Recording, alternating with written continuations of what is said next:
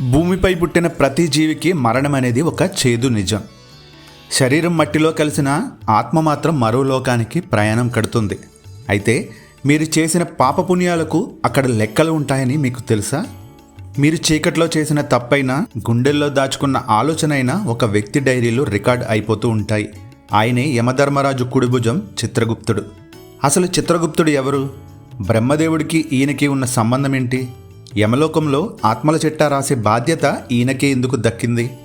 ఈ ఆసక్తికరమైన విషయాలను ఈ వీడియోలో వివరంగా తెలుసుకుందాం.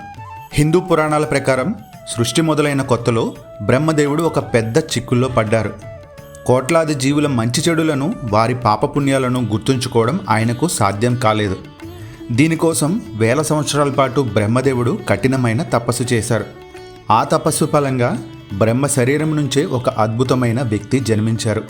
చేతిలో కలం, సిరాకుండా పట్టుకుని ధ్యానముద్రలో కనిపించిన ఆయనే చిత్రగుప్తుడు.